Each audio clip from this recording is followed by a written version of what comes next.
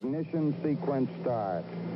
6, 5, 4, 3, 2, 1, 0. All engine running.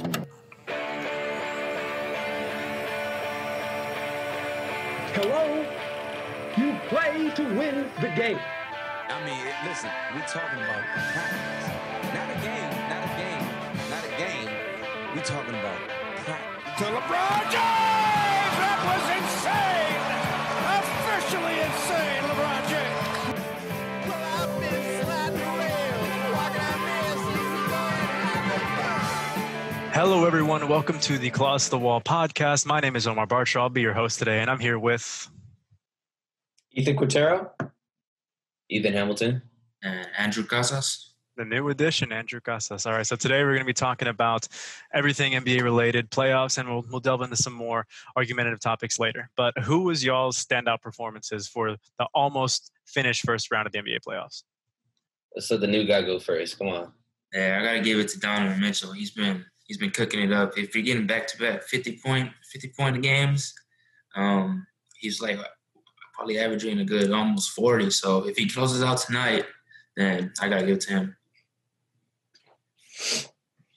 I'm going to go with somebody that's less of a star, more of a role player. And he didn't have amazing stats in all of the games, but a couple of those games he put up 24 and 15, and for a guy that didn't average that much in the actual regular season. And that's Duncan Robinson with the Heat. That boy was hitting threes all over the Pacers. I'm pretty sure I saw him hit 9 in a row in one game because I watched most of that series because it's pretty short. It only went 4 games.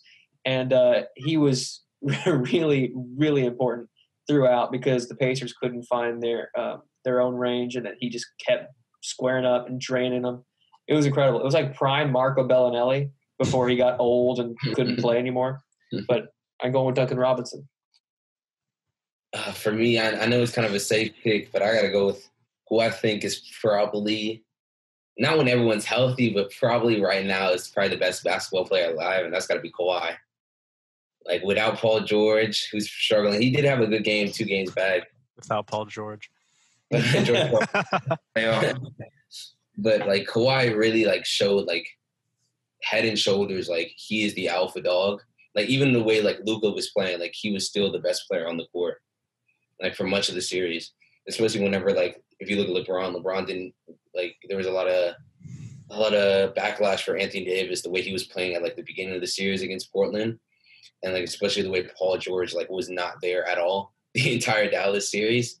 He was kind of doing it as really the only scoring option offensively, even though they had Lowell.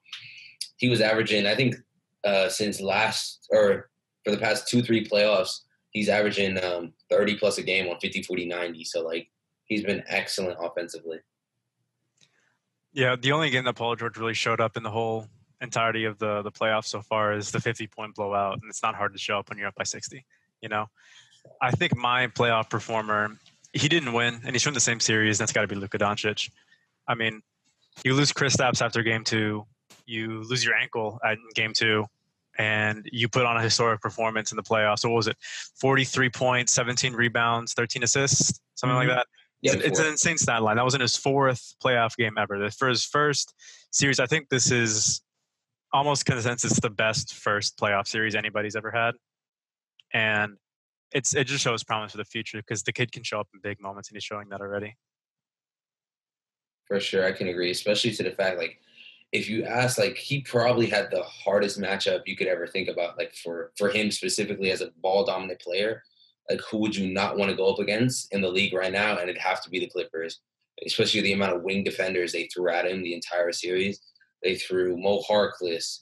They threw Kawhi. They threw Paul George. They threw Marcus Morris a lot. And you can see, like, the only, like, knock I would say is, like, he needs to control, not necessarily his temper, but he let Morris and those guys really get under him and Kristaps' skin a lot.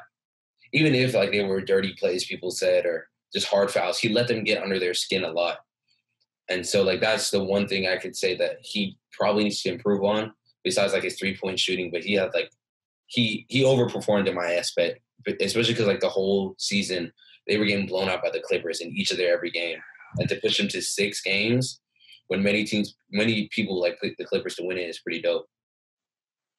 It's different because with Luka right now, like you said, he has temper. He gets stuff get under his skin, and I think it was Jeff Van Gundy calling it out today, saying there is more conversations between NBA players and the refs after calls now than ever before, because everybody's going up and complaining and asking what are they doing, what's going on. And Luka, he's victim to that. He always does his little hand thing and goes up to the refs and asks, what did I do? What was wrong? That wasn't a foul. But you just got to take the call and move on because they can't put it back. Your coach isn't going to throw a challenge flag for a reaching foul, Yeah. I would say they really bullied him in that series. Like, they were just trying to, just play physical with him. I think that's what you could mostly do is just try to wear him down because he has a real high motor. So I think Maverick, they really need to get, an older vet guy that'll just bring him to the side and just try to control his temper or something. But you saw Boban do that. You saw Boban do that today, especially when Marcus Morris, slapped him on the side of the head. Mm-hmm. He kind of saved Luka from getting kicked out of that game, too. He held him back. So I think they have that. I think for, the Mavericks specifically, what they're missing is, they really miss Jalen Brunson a lot. I know Trey Burke was, a bucket the whole series. But they really needed another ball handler, and I think they were missing that, especially because Luka was he was playing, 40-plus minutes a game and having, 6 or 7 turnovers on average every game. So I think they were really missing another ball handler and just another wing defender in general. Another guy that they're missing is Dwight Powell. Dwight Powell is he's a big member of the Mavericks. If they add him on the defensive end too, he's an athletic dude. He runs the pick and roll really well with Luka. That's a difference maker too. Losing him and Kristaps, that's your starting center and power forward. Yeah. But speaking of veteran presence, like you were saying, Andrew, a guy who they can sign that they have the cap space for too, that is a veteran that could help out Luka is Gordon Hayward. I feel like Gordon Hayward would be a very good pick for the Mavericks because they don't have a standout small forward right now. Yeah. And Luka kind of fills the position, but it's not his natural position. They can put 2 guards in Luka because of his size, but if you can put a guy like Gordon Hayward in there who can score reliably, who doesn't give a lot of turnovers and has a calm demeanor and veteran presence, that would work really well for the Mavs. Would you have him coming off the bench or would you start him? Just depends on the rotation, how their young players develop, because you do have guys like Dorian Finney-Smith and a couple of other players that are still developing. They can move up, but I'd say start him to be able to be on the floor with Luka most of the time. My thing with him is that he doesn't play defense. Yeah. And that's not what they need. They have enough scorers. They have Luka, they have Kristaps, they have Tim Hardaway, they have Seth Curry, they have Trey Burke now. They have 4 or 5 scorers that can just go get a bucket and spot up shooters. They really just needed a legit another 3-and-D player would help them a lot, especially because you saw Kawhi was getting everything he wanted on Maxi Kleber. I love Max. He didn't play very good this play. He shot really bad, but Maxi's a 3-and-D guy. But Kawhi was just boogieing on him. Him and Dorian Finney-Smith were in the blender the whole series. And it feels like that's what they're really missing. Because they're going to get Brunson back next year. Who knows if they keep Hardaway. Or no, Hardaway has a player option, but who knows if they keep Trey Burke. But, they really, one more 3-and-D player would help them a lot. I think they would have had a legit shot to push the Clippers to 7 if they had one more. And I don't think Hayward does that for them. That's true. That is true. Another series let's talk about. What about Portland's performance against the Lakers? That first game was something to see, I would say, with Lillard. But I feel like after that first game, didn't have enough in the tank, I would say. And then especially with that injury. And as soon as Davis found out what he could actually do, that's when I thought the series turned. For sure, I can agree with you. It felt like they caught the Lakers slipping first game. They really did. They took advantage of the fact that Anthony Davis really wasn't being assertive enough, and LeBron as well. And they stole that first game. But I think after that, it was clear that the Lakers were the better team. The only thing moving forward for the Lakers is can they get more bench production out of guys like Danny Green, Kyle Kuzma, and KCP? Can those 3 guys start averaging 10-plus points a game? Can they start shooting just a better percentage at all? Because they're going to need them. Because they're playing Houston. It's looking like Houston still got one more game to close out, but it's looking like they're going to play Houston in the next round. So, they're going to have to outshoot Houston. That's really what you have to do with Houston. And that's what I think the Thunder were missing the entire series is, of course, they were playing great defense on Harden, especially Lou Dort. They were playing great 3-point defense The Rockets were shooting horrible percentage, but like they had no offense, really. It was a lot of ISO and hero ball for the most part. The problem is there are guys like KCP that just don't have it in the playoffs. They just don't show up. Like Danny Green is either great in the playoffs or he's horrible. Like I know Q has mentioned this a lot. His extreme love-hate relationship for Danny Green in the playoffs. Dude, Danny Green. I don't understand why Lakers Nation is so mad at Danny Green, because this is what the Spurs Nation dealt with for, 8 years? I don't know how long we had him. But he's either unbelievable, he's going to hit 9 for 10 from 3, and you're like, oh, my God, Danny Green's best shooter of all time. Or he's going to go 2 for 9, 1 for 7, and that's just what you get. I mean, he played good on-ball defense pretty much for the whole series against Portland. But I don't know why they were complaining. That's what he is. That's what was on the label when they signed him. And everyone thought he was going to be some Reggie Miller kind of shooter, apparently, but that's just not what he was. For sure, because, like, they're going to play Houston. I mean, Houston scores a lot of points, and they're going to have a lot of work cut out for them because they're going to have to, on one end, they're going to have to start making their open shots, which KCP has been better. He was a lot better this Portland series besides the first game, but Danny Green's been pretty poor. So on offense, they're going to have to start making their open shots, and they're going to have to start defending. Like Houston and all their guys can shoot. So a big thing is going to be Anthony Davis, and can he abuse PJ Tucker in the post? And the answer is probably and definitely, because if Anthony Davis can take over games against a guy like Yusuf Nurkic defending him, a big body who knows he's crafty down low, he's going to run through PJ Tucker. So if the Rockets have to find a way to slow down Anthony Davis, whether it's doubling him with Rocco and PJ and just having 3 guys on the outside just fast rotating. You need to figure something out. Yeah, I don't see them really having a shot. They got like 3 7-footers down there with Dwight, JaVale. Obviously, they're going to out-rebound them. So second chance points, that's where they're probably going to get hit. I see the Rockets taking more than like 40 threes a game. So if those threes are not falling, they're probably not going to win that series. Yeah, but I mean, like, we've been saying that ever since they got rid of Clint Capella. Like, all you need to do is just put a big man in the paint and you'll just outbody them. And no team has been able to do that. Like, without Clint Capella, they've been playing a lot better. And I know I can't stand Rockets fans, but, like, they've been playing a lot better without Capella. And so even the 2 games they played against the Lakers, Anthony Davis was pretty average. He's averaging only 15, 16 points against them. Since that second half of the season. Even in the bubble, they played, I think, the 4th or 5th week without LeBron, and Anthony Davis only had like 10 points. I mean, you can't have 10 points against a team like the Rockets, and you'd be the second option. You know what I mean? Like, you're not going to win. He's surprisingly inconsistent for how good of a player he is skill set-wise. Mm-hmm. He can take over games, but he can also disappear just as quick. Like you said, 10 points in a game, you're the first option, you're the center, and LeBron is gone. Like, that should be your coming-out party, right? Yeah. But moving on from the Lakers, there's a big game tonight, which is Utah versus Denver. Now, I think, Q, who do you have winning this series? Man, when the series started, I swore up and down that Denver was going to run away with it, probably 5 or 6 games. But this Utah Jazz team is playing out of their mind without Bogdanovich as well, who's a huge 3-point scorer for them, just a scorer all around, honestly. But Donovan Mitchell's been playing out of his mind. I got to go with Donovan. I think he's going to close it out tonight. I think he's got that mentality going. I think he's going to have another shootout with Jamal Murray. But if I had to take Jamal Murray or Donovan Mitchell, I'm going to take Donovan Mitchell every time. So I think it's going to be close, but I think he's going to close it out at the end of the game. I think I got to go with Mitchell as well. But for this game, I got to say the Jazz are going to lose this game tonight. I don't know why. I feel like it's going to go to 7. It's on 7? Yeah. I don't blame you. Before the series came, I was really worried, like, how they were going to handle because Conley was out the first 2 games with his family issues, and Bogdanovich was out too. So, like, who was going to be really that second option? And so you saw, like, that first game, Murray had to go for 50, and they still lost.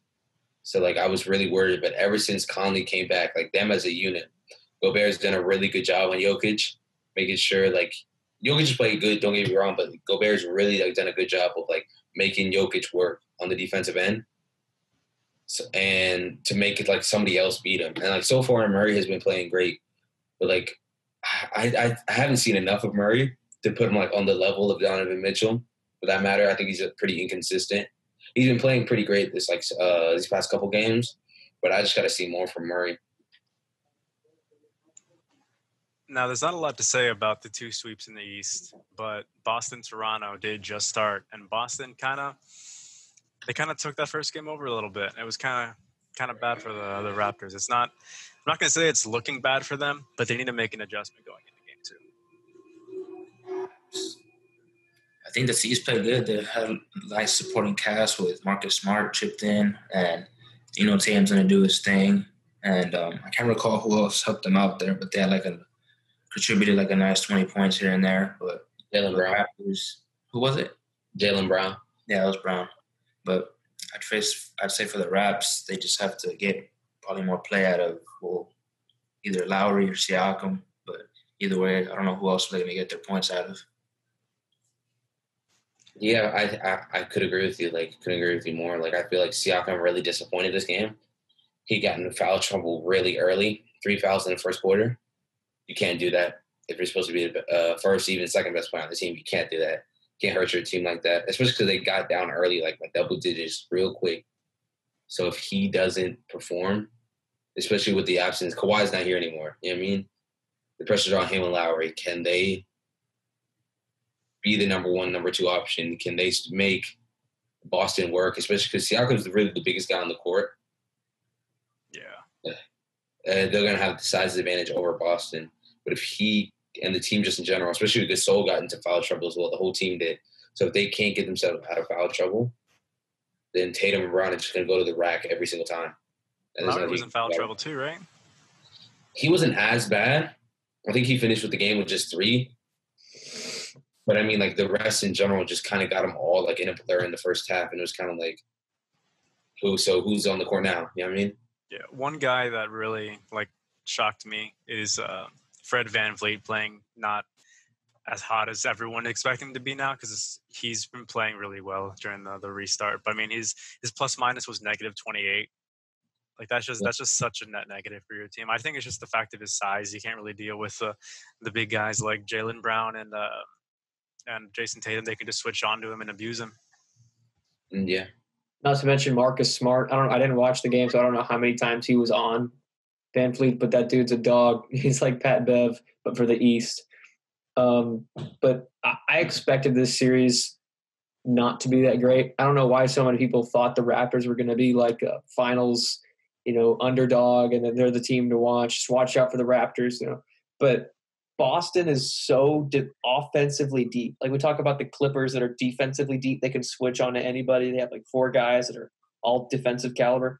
Boston, to me, is the same way, but offensively. They have Tatum, Brown, and Walker, and Hayward before he got hurt. That's 4 guys that could potentially get you 30 points a game, potentially. So I think that there's too many offensive weapons for Boston, for the Raptors to deal with because they don't have a lot of defenders like the Clippers do. So I don't think this game's going to go more than 5 for the series. I just can't see it going more than 5. Another guy that you didn't mention is or you mentioned him, but not for scoring, is Marcus Smart drained 5 threes today. That's true. He had 21. And he was pretty poor at shooting. Mm-hmm. So that was a pretty good event today.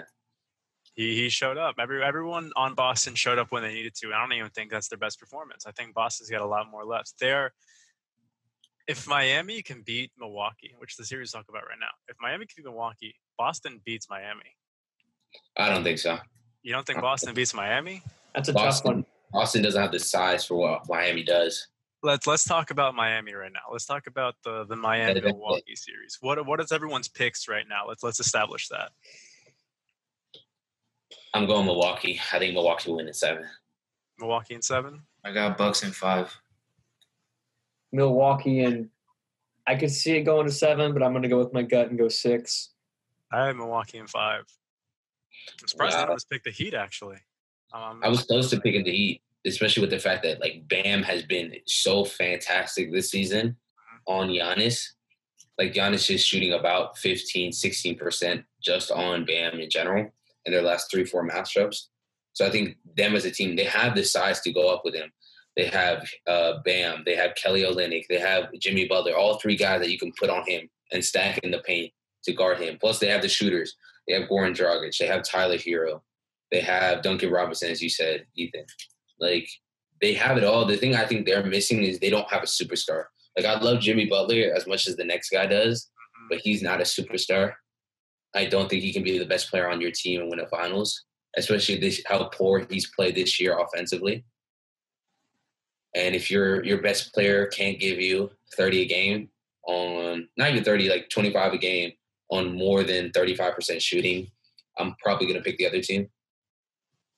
The thing with Jimmy is he's a bona fide leader. He's everything you want in the captain of a team, but he's not the number one option. He's not Giannis. He's not Giannis. He's not scoring. I mean, he got 6 points in their closeout game. You know, that the weight on his shoulders falls to Goran Dragic. It falls to, you know, guys like Duncan Robinson and Tyler Hero, you know. And who knows if they get Kendrick Nunn back too. Kendrick Nunn, yeah, that's true. Yeah, another guy on the Jay Crowder, what's his name? Andre Iguodala. Those are more defenders they can put in the paint. I was about to say a guy that doesn't get enough love on that Heat is Andre Iguodala. He's a late season addition because he got traded from Memphis after, you know, that whole debacle.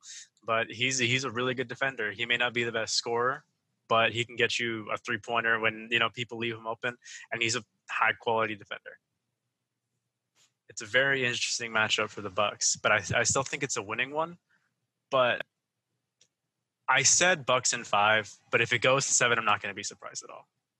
I think it comes down to, like, I don't think it decides like on the Heat will decide how far the series is. I really think it decides on will Middleton and Bledsoe show up. Mm-hmm. I feel like those young guys from the Heat too. If they don't show up, I don't see them winning the series. Like Hero especially, and who else do they have as another young guard? Robinson. Yeah.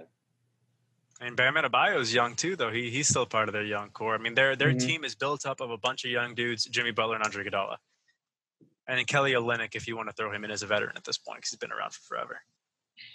For sure, it's going to be an interesting series. Like, I really think it's going to be that guard matchup, like Cam Bledsoe and Hill, and for Middleton, for that matter, can they outplay guys like Duncan Robinson, Goran Dragic?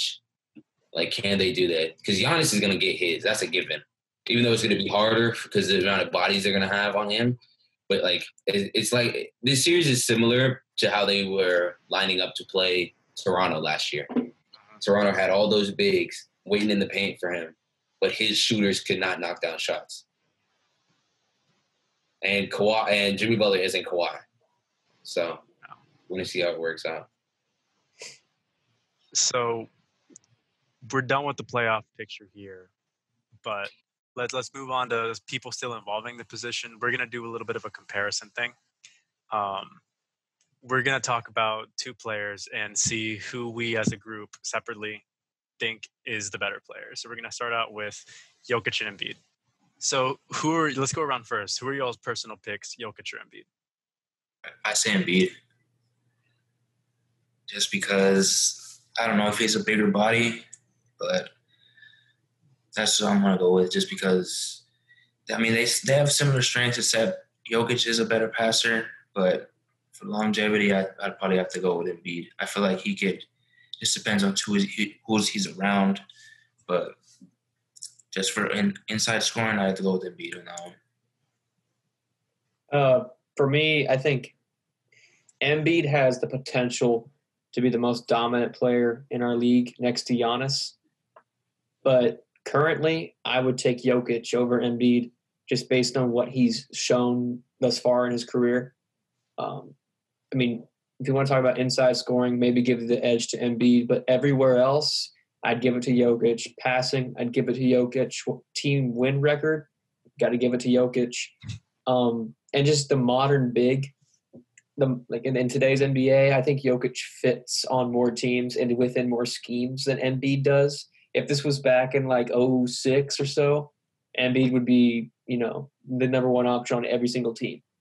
But unfortunately, we just don't play in a league like that anymore. But yeah, I got to take Jokic over Embiid.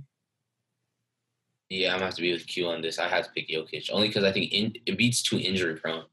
That too. I really think he only got about 4 seasons left before he calls it done. And I don't think his basketball IQ, I think, is pretty. It's not as high as Jokic's. I think he takes too many threes. Way too many. When he doesn't have to, especially when the fact of when most games he's the biggest player on the court and arguably the most skilled, for that matter. And sometimes some games you're thinking, oh, I can't wait for him to go up against guys like Giannis. Can't wait to go against guys like Kawhi and LeBron. And you look at even Anthony Davis, the guy who I think like talent-wise they're right there with each other. You look at the stat sheet and Embiid had 20 and 12, but he shot 10 threes.